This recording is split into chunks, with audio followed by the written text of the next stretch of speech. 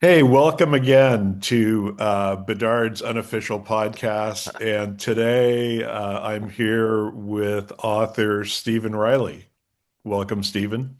Um, yeah, well, good to be here. To join your fine self. Thanks for the invite again.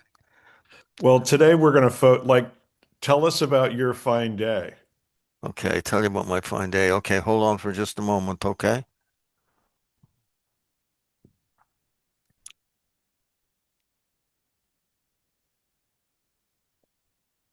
Yeah, you're fine. Okay, my fine day is this. I just did some stuff around the house in the morning, and in the afternoon I was very tired, so I had, which I do from time to time, have a nap. So I had a nap until 2:30. Quick bite to eat, cup of coffee, say hi to my wife. And at 3 o'clock, which is an hour my time before I meet you, at 3 o'clock, I came into the office and decided to check out the video to make sure it was going to be working this time properly. Mm. I went to a couple of places online and they gave me varying, as you will, you try two or three places. Guess what? There's only one solution, and that is make the video work. But if you check three different places, each one has a different formula for making the video work. Okay? Yep. I worked away on that until 3:15 or so, and the phone rang. The phone rang. And it's my friend Matt from down the road here, my new friend. I'm trying a new IT guy to get my sets fixed, get my computer things fixed. He says, your stuff is ready now, Stephen. It's 3:15. I said, oh, well, come and pick it up tonight. And he said, I can't. He said, if you can pick it up in the next half hour, he said, because this guy's a very busy guy. He's got a Zoom call to London that is starting at 2:45, or sorry, 3:45. Boy, and I'm So I sure that there's nothing more important than a Zoom call to London when you're absolutely, in absolutely. Northern Ireland. So fine, that's fine. I get dash downstairs, lock the doors because there's nobody home, dash out into the car, and I got to go to Dunadry, which is 10 minutes away. Stop and get some money because I got to pay the guy.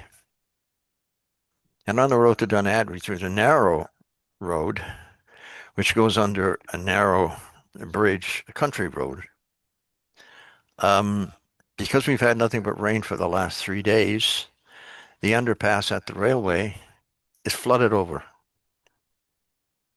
I can't I can't get by.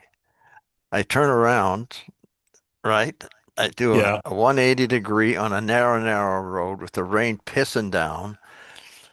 Turn around, back up, and because I know a couple of other country roads, I go to da da da da da da da, and I finally make it to his place at 20 to 4. Our meeting, you and me, is at 4 o'clock. So you I made back it. into his narrow driveway. He comes out, unloads the old computer, which is what he's been working on. And this has been just an absolute source of grief to me. It's driven me to depression. I'm not joking you. I can It, it, understand. I said, how is it? He says, it's fine. It's all fixed. He says, you're talking about, how much I loaded on that computer? Or, excuse me, on the hard drive? I said, no, Mm. 1.7 TB, Oh yeah, 1.7 terabytes from the old computer. I said, thanks. sure. Anyway, I said, I don't need it today anyways. Give me the patch cord. Gives me the patch cord. Give me the computer into the back. Zip, zip, zip, zip. Forgot that the bloody underpass is flooded.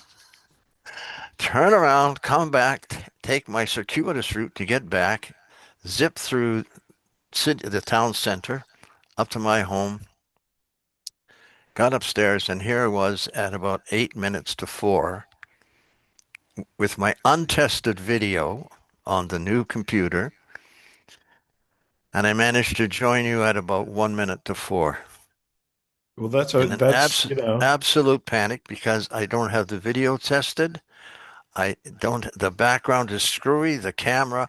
Oh, you say, what, let's go to your phone camera then. Oh, yeah, that's real easy. You should see my phone camera.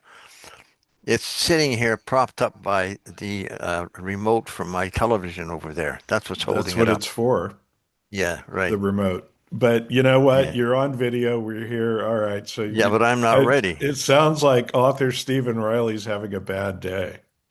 He's having a great day, except for the past hour, the past hour. You know, what I thought would be really good for our viewers, listeners, is to hear about, I mean, you wrote God's Paddlers, and just to hear about your career prior to that, especially some of your early experiences, working out of Winnipeg, and the folks you met. Because really, the thing that struck me at God's Paddlers was really the characters that you come upon. Be it from Ted Byfield Hmm. to the Hungarian immigrants Yeah, that the yeah, yeah, Byfield family picked yeah, up. yeah, yeah. As was very common in the 50s. After the revolution, many Absolutely. Hmm. Hungarians made their way throughout Hmm. Canada. Hmm. Um, very interesting characters. For me, and I always thought I would go back and work for the Edmonton Report or whatever the hell it was then, the Yeah. Alberta Report, because, I have always thought I was a writer and it seemed like a really good place to cut your teeth. But anyway, it'd be, how do you intersect with all that? Because I think that's an interesting history. Oh dear. Well, I'm trying to compress a lot of that. Okay, I joined the Winnipeg Free Press in 1960, whatever the heck year it was, 69. And after about 4 years at other Canadian newspapers from Edmonton, Saskatoon, Toronto, and all that, and I ended up in Winnipeg Free Press. And they took me on, and fairly quickly I got onto City Hall beat, which is a kind of a plum beat, especially for a new arrival. And met the mayor there, Steve Juba, a character in himself. Anybody who knows Winnipeg or Manitoba politics at all, Juba stands tall, very tall. This guy was an independent, no slave to any party at all. He was Ukrainian, and in waspy Winnipeg, very class and caste, if you will, caste oriented. If you were a waspy, you were okay. But anything at all from, say, the other side of the river, where my roots were actually, or at least half my roots in Saint Boniface, if you were from there, or if you were from Ukraine or Germany or wherever, you're persona non grata. At this particular time that I joined, um, the, a lot of immigrants from the 1950s were getting settled. Among them, Hungarians. Um, Juba and I hit it off right away. For every minute that I spent doing work for the newspaper, I would spend 10 minutes in his office, and the two of us is just laughing our heads off and blathering away about people we knew. And he told me about a guy that he'd done some work with back in the late 1950s. And I said, "Who's that?" He said, "He was the former City Hall reporter, Stephen, for the Winnipeg Free Press. Who would Your that be? job." I said, "Who was that?" He said, "A guy called Byfield, Ted Byfield." I said, "Oh, what makes him unusual? What were you, when you say we're doing work with him?" And he said, "Well, he quit the Free Press, you see, to start a boys' school." I said, "Oh, is that right?" Yeah. I said, "I hadn't heard about that." And he said, "Well, ask around the Free Press newsroom. The guys there will tell you, you know, they'll tell you, believe me, all about Ted Byfield." What do I know? Okay. So I got back to the newsroom. I asked around. Oh, yeah, there's three or four of them. Manfred, I call him Mighty Manfred the Wonder Dog. Manfred taught German at this boys' school. This school was weird. It was a part-time school or something. Years before, they had all mustered together some volunteers. Juba ended up scrounging all kinds of materials for the school, for the boat that they were going to go up and down the Red River on Well, this boat. Juba in the book, and he's responsible for the whole scrounge attitude. Oh, absolutely. That's well documented across the board where he would just, figure out ways of scrounging. Absolutely. Here's an anecdote about Juba. One day I was sitting in his office talking with him about whatever. Christmas was coming. Um, and it's 1969. Christmas was coming, and he said, "So, what are you doing for Christmas? Whatever, my girlfriend and I at the time, later my wife, and getting together, I expect, and everything will be, He said, "Well, no, no. What are you doing at the office at the Free Press?" I said, I don't know." I said, "Maybe we're going to party or something." He says, "I'll tell you what. I'll throw a party for you." For me? No, no, no, for everybody at the Free Press in the newsroom. I said, what? He said, "Yeah, leave it with me. Leave it with me." I said, "Okay, fine." On with the job. Da da da da da. 2 or 3 days later, he calls me into his office. His secretary, Helen, lovely woman, calls me into his office. "Sit down," he says. "It's all sorted." I said, "What's sorted?" He said, "The Christmas party. We're having a Christmas party." He said, "Can you round up about 50 or 60 folks, reporters, photographers, editors, everybody, and we'll go down to the Marlborough Hotel." He says, "I've got the room booked and everything. We'll have a band, we'll have music." And since then I go, "What the hell is this?" I said, I can't, this a conflict of interest. Don't worry about stuff like that. Don't worry about stuff like that. That's the kind of attitude that prevailed at that time. He said, "And we'll have a raffle." I said, "Oh, a raffle." I said, "What kind?" He said, we'll have a prize." Hold the line. He's just a second. He picks up the phone. Tick, tick, tick, tick, tick. Vern, Vern Pryor. Vern at Air Canada. Vern. Yeah, it's Steve here. Say, we're going to have a party for the press. What do you think? Yeah? Yeah. Hey, listen, what can you get? Give me a big prize. Just give me a nice prize. A flight Winnipeg to Toronto return or something like that. Go what? Say what? Good. Okay. No, fine. I'll sort it out. Thanks. Good. Okay, that's on. Yep, fine. Good. Click. Down goes the phone. He says, "Good. We're on." I said, "What do we got?" "We got Winnipeg, Toronto, Rome return with $500 spending money." That was Wow. Juba. Just like that. And we had the party. Arlene Billenkoff, I remember. Terrific lady. God rest her. Columnist at the Winnipeg Free Press. She won the prize and she's off to Rome, picked up a plane from Rome, zipped off to Tel Aviv. Week later, she came back to Rome, back to Winnipeg, glowing. Everybody had a good time. Well, he was so the Byfield Juba Weens relationship was very hot, Hmm. and was responsible for really getting the school kickstarted in the 60s. Um, man, that's an interesting story. So basically, you took Byfield's job later. Yeah, yeah. There was Byfield, another guy in between us, Hubert Byer, and somebody else came along, but they were desperate because they didn't like what they were getting from City Hall. "Riley, do you want to have a go at it?" And I said, "Yeah, fine, I'll do it." So I did it for So three months, and then they booted me upstairs to cover the legislature. Not just to cover it, but the head of the legislature bureau. I was a happy camper. Yeah, terrific. moving on up, huh? Oh yeah, yeah. Manitoba legislature, man, that's like real, that's up there. Oh yeah, oh yeah. And all these characters, and this new premier had just got in, just won the election, a guy called Ed Schreier. And he was the go-to guy for all of the lefties and that. He was an NDPer and such, and Ah, became premier of Manitoba. But anyways, after that, Byfield kind of faded into the background. I had nothing to do with that stuff. It's an interesting little thing. The guy makes a boys' school or something. I don't know, whatever it was. They they rowed a boat up and down the Red or wherever the hell. Well, I didn't care much at all. So well, time he goes. orchestrated, you document, and it's been well documented how he really orchestrated amazing PR for Oh, the school, absolutely. just by his connections, his writing. Yeah.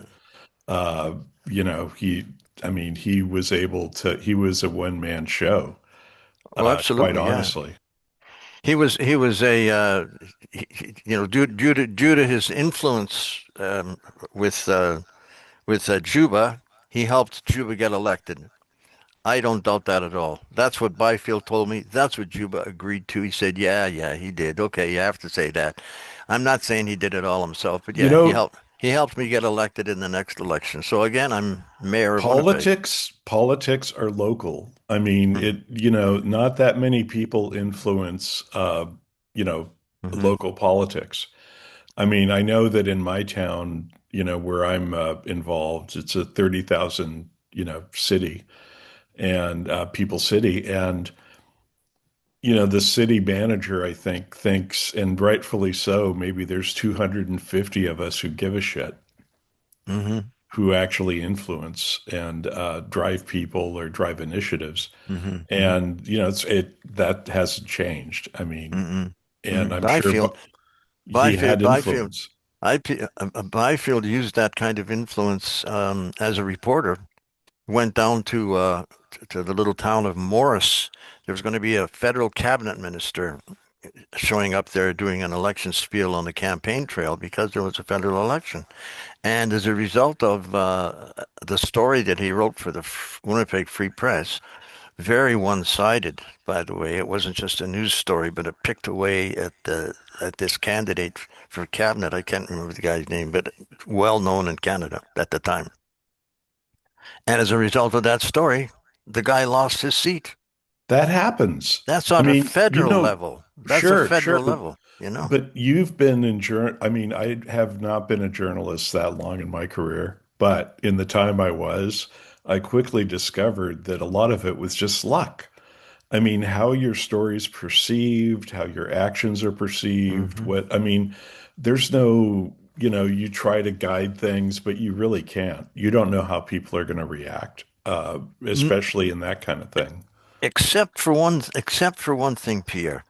Occasionally you'll run across somebody in the media who is exceptionally good at making things happen, manipulating certain things, moving things left, right, backwards, forwards, whatever they were. Byfield was a pro at it. All right.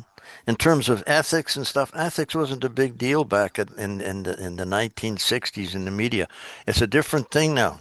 That the reporters dare not do this or dare not do that for being possibly being accused of having a vested interest. So So, that's a no-go thing now. But back then, he knew whatever strings that could be pulled that would lead somewhere. He knew where they were and how to pull them. How hard, how soft. Byfield was a professional at it oh, absolutely. He's like pro grade. Absolutely. and a good writer too.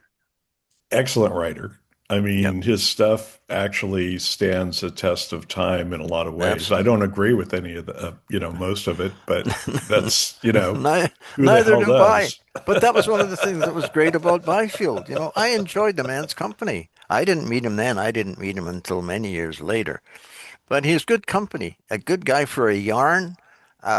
He had a good sense of humor, a ready laugh, good company. Well, But he was a man, as far as I was concerned, who was missing in terms of a lot of simple scruples. He was not the kind of person I had much time for in terms of his professional so-called morality, personal morality, religious beliefs, and all this kind of stuff. His carry on. He just, I don't know, he took a lot of shortcuts, which, in my opinion, um, many of them ended up dangerous. And he had acolytes too, people who flocked around him, who allowed themselves to be steered or at least influenced a great deal in terms of how the school operated in those early years from, 1959 through to, well, I suppose as late as 1971, 72, in there. yep. So, I Yeah. want to talk about some more, but I want to take a quick break real quick just to do some technical checks because I want to make sure that we're doing okay. Okay.